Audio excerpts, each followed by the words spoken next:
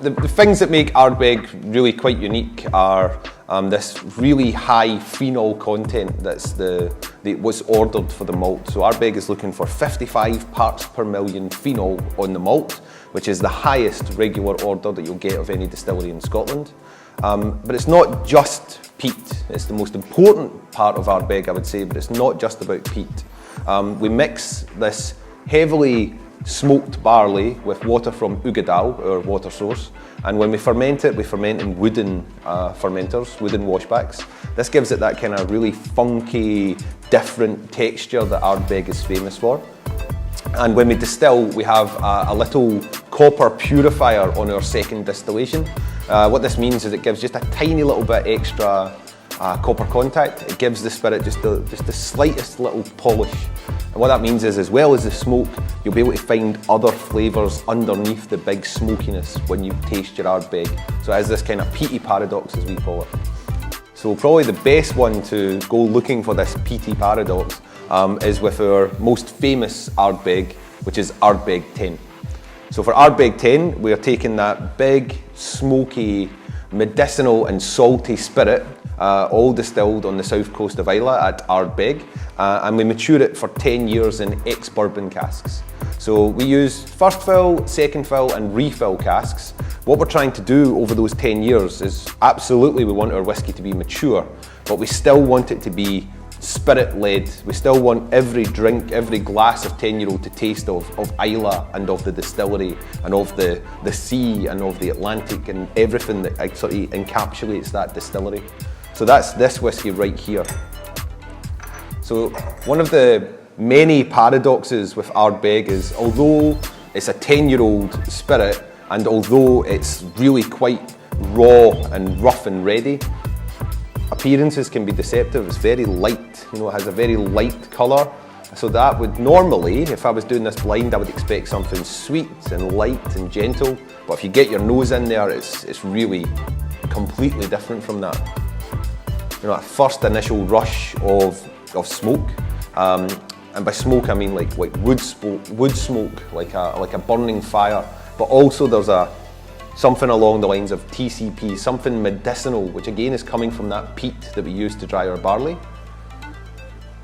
Might even get a little bit of saltiness. Now, someone out there will be saying you can't smell salt, so what I mean is like sea air, like a sea breeze or seaweed on a rock, something like that. Take a little sip, see how those flavours change on the palate.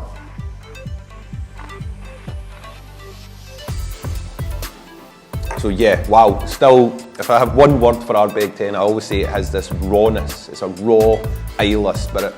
As well as the smoke, getting a little bit of, it's almost like, it's a mucky dram, as Michael Jackson once said. The whiskey writer says, I like my Ardbegs mucky. So it's kind of like mud and grass and like being outside in a field. It's also this almost like a warm tarmac road. There's these incredible flavours coming through of, again, more sea air, more iodine. Take another sip now. Start looking for the flavours that are not the smoke, these other flavours that are hidden inside Ardbeg. As your nose, as your palate adapts to the smoke, you can kind of fight your way through the smoke and find these other flavours that are lying almost hidden, but not fully. What you're really looking for is you're looking for it's an acidity. There's a tartness, there's a sharpness in Ardbeg. I always think of limes. I always think of like really almost overripe limes, some sort of lime juice that's in there that really just plays, contrasts and complements all those big smoky flavours of Ardbeg 10. It's bottled at 46%, which means it's non-chill filtered, and it's all natural. There's no spirit caramel added. So it's as natural as you can get with a whiskey. And at 46%, I think it is absolutely perfect to drink. But if you add some water, you're going to get an initial burst of smoke. The smoke's going to go even higher. But again, as the whiskey kind of opens up and adapts, you'll maybe find it a little easier to find that lime citrus acidity that I talk about if you haven't found it at full strength. The next whiskey is the new kid on the block for Ardbeg.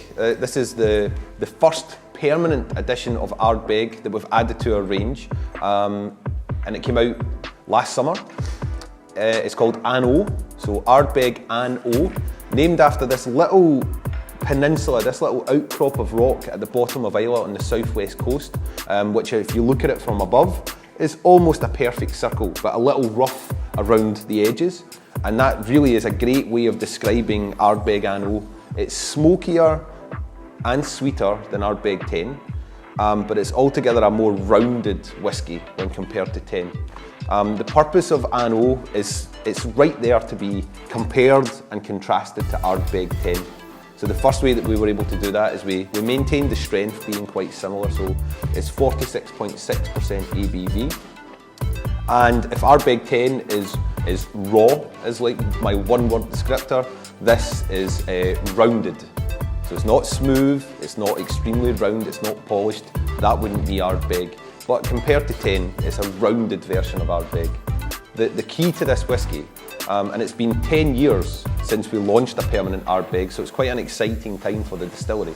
But the key to this whiskey is there's 3 casks really playing, complementing and competing with each other inside this glass. So it's that same smoky raw spirit. Some is fully matured in Pedro Ximénez sherry casks for its entire maturation. These casks bring a little bit of chocolate, they bring some sort of rum and raisin ice cream. There's this salty, spicy sweetness. You might get dates and you might get figs from those casks, but you can't just use the PX. On their own, they overpower the smoke. You actually can hide the smoke. And I would say if you hide the smoke in an Ardbeg, that's really not what people are looking for. So we use about 20 to 25% of the recipe will be Ardbeg fully matured in Pedro Ximénez.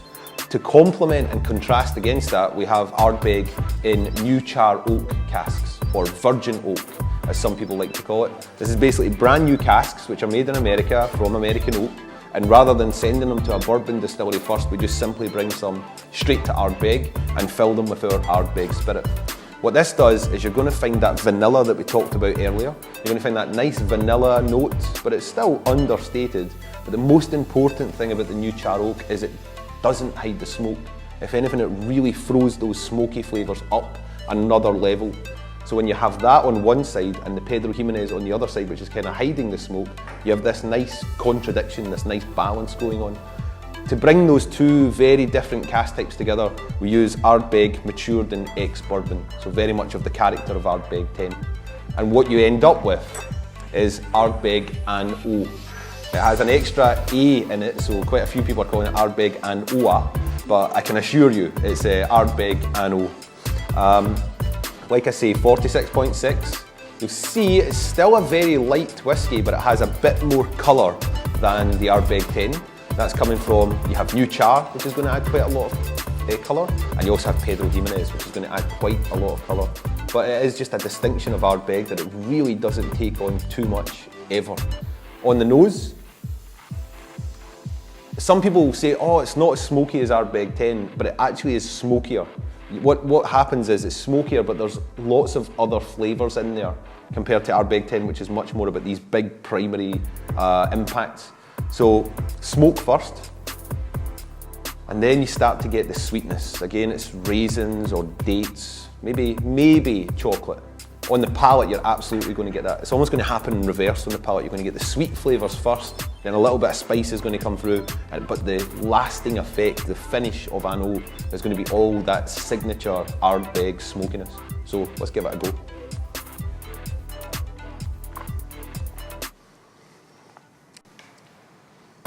So again, it's at 46.6, so if you like water in your whiskey, feel free to add it. But I really love this one neat. I think it has that roundness. It's very, balanced and integrated.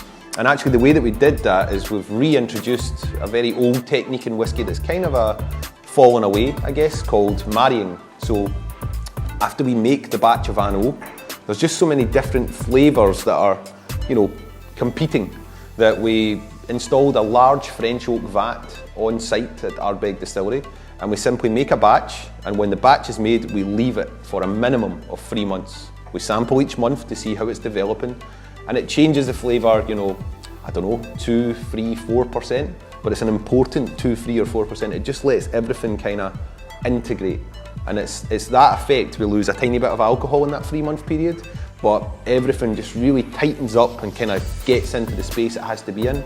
That's why I love this whiskey neat. That's the main reason I tend to drink this one neat. But a few drops of water, again, you'll find that smokiness coming through, and you'll probably find it comes more like coffee. You know, there's a kind of coffee and chocolate note that will come out if you add just a few drops of water to an oak.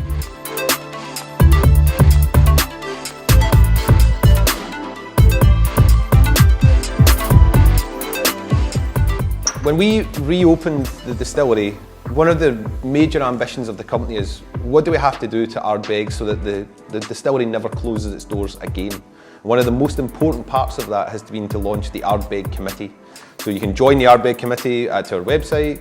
We have many members all around the world, and our committee members get to know about what's happening at Ardbeg first. So whenever there's changes at Ardbeg or new products coming, the committee are the first people to find out.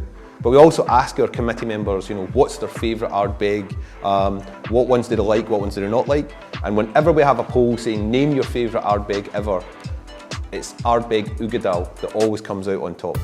So if you're an Ardbeg fan, 60 or 70% of the time, this is your favourite whiskey. 60 or 70% of our super Ardbeg fans, they love Uigeadail more than anything else.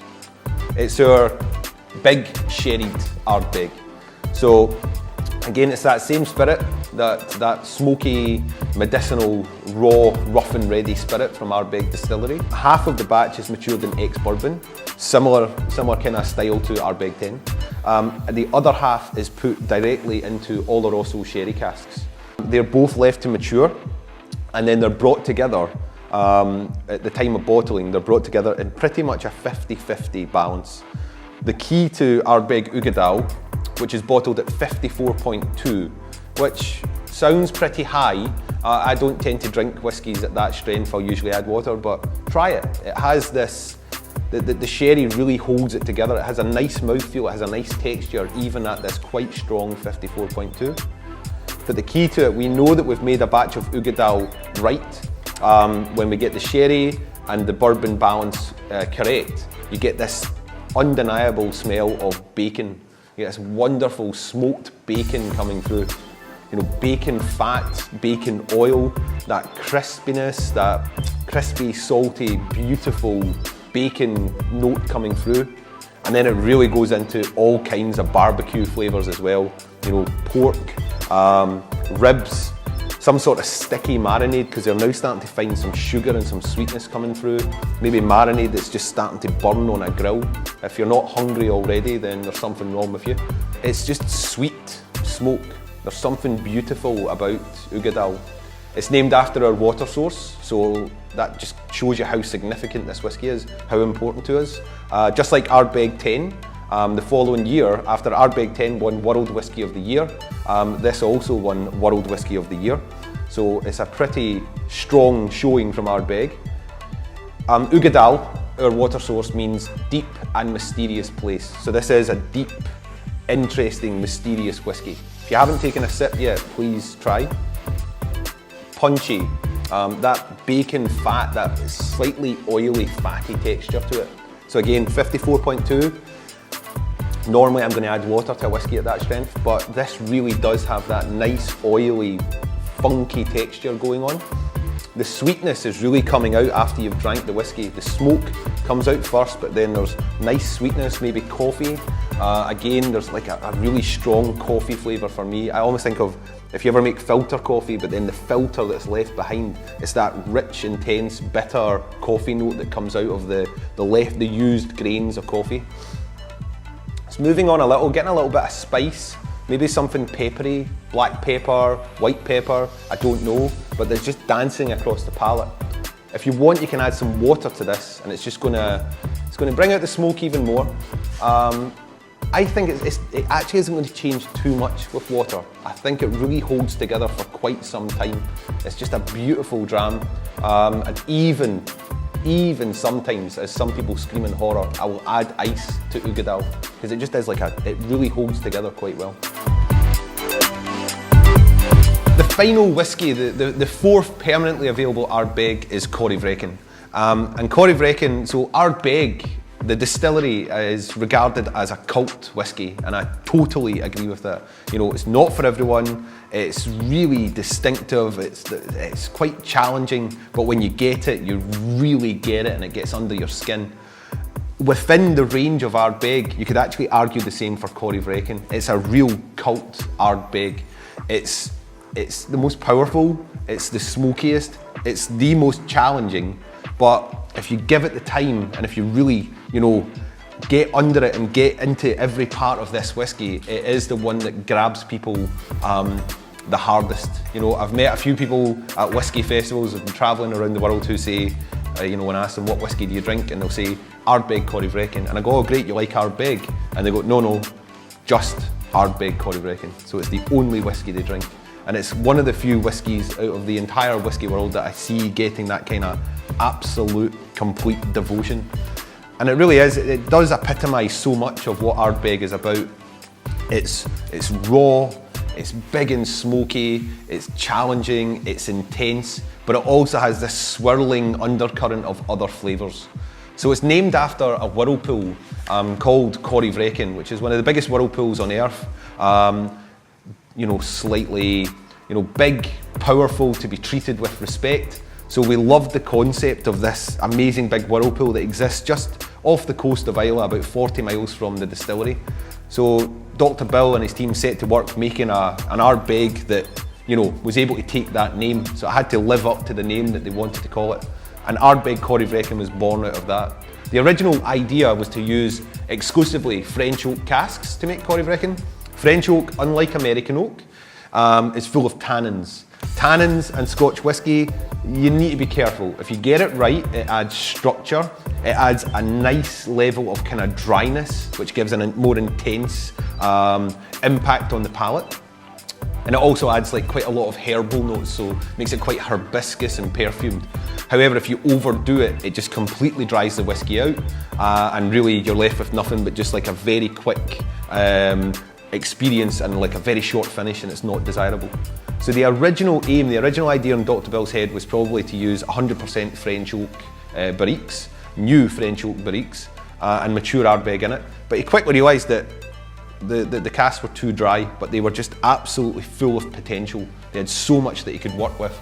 The final recipe of Corryvreckan, I'm speaking quite vaguely here because it does move, but you're looking at about 30% of the whisky, the beating heart of Ardbeg Corryvreckan, is matured fully in these French oak barriques. The rest of the recipe is Ardbeg and ex-bourbon. That's sort of signature style of Ardbeg. And when you get these two together, it gives intensity, it gives this kind of real structured texture. It gives quite a lot of herbal notes, and it absolutely does nothing to hide the smoke. And just to make sure this is the most powerful, the most intense, the biggest Ardbeg experience you can have, it's bottled at 57.1% alcohol. So again, I think even though it's at quite a high strength, the tannins, that cask selection, it's actually very drinkable at that strength. I mean, colour again, that signature Ardbeg, just the smallest amount of colour coming in off the casks, but get your nose right in there. Now, interestingly, I can guarantee you that Corryvreckan is the smokiest Ardbeg that we make. But on the nose, it's not really there. There's a little bit of smoke, but compared to 10, for example, you'd think it's less smoky. What I'm getting is it's like aniseed or star anise, maybe even like blackcurrant or some kind of roasting herbs. This is all from the French oak.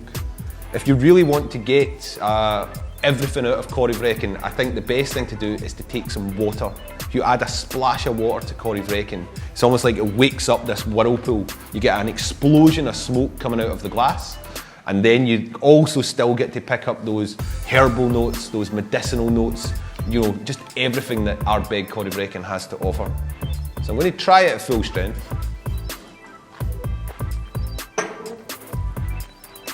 I'd say you pick up the smoke more on the palate, but it's really not there in the nose at all. But water, I think water and Corryvreckan, I mostly drink my whiskies neat, but I always add water to Corryvreckan. And you can just see things changing on the surface. You know, things are starting to wake up, and a bit like a whirlpool, things are starting to change underneath. Yeah, it's just throwing water onto Corryvreckan is like throwing water onto a fire. The fire goes out and then eventually this reek of smoke starts coming out. So smoky, like a bonfire. Starting to get that seaweed or that TCP coming through again. But it really does balance off with this, like there's black currants in there, there's red berries, that aniseed again really is coming through. Sometimes something a bit like, fennel, there's this lovely note that's in there. So like I say, it's even amongst Ardbeg drinkers, Corryvreckan is not for everyone, but it's one that we absolutely love and it just expresses so much that Ardbeg is about.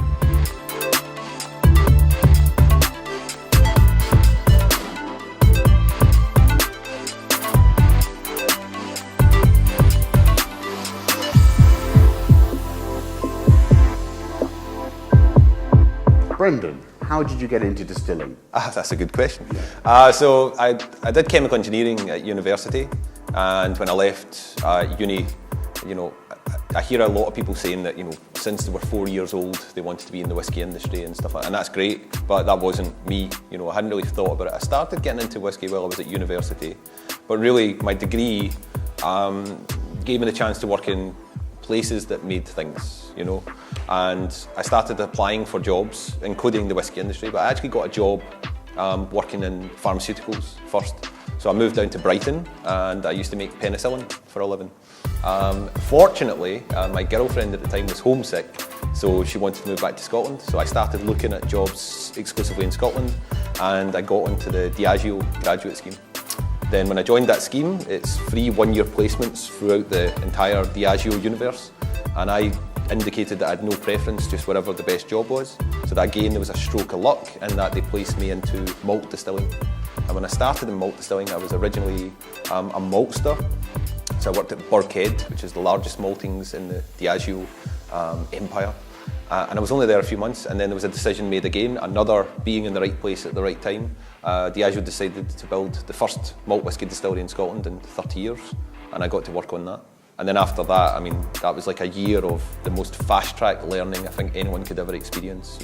I had 3 months experience. The next most junior person in that team had 17 years, I think, and there was people with 40 years. So I just was like a sponge. And from there, it's just everything was about working in malt distilling.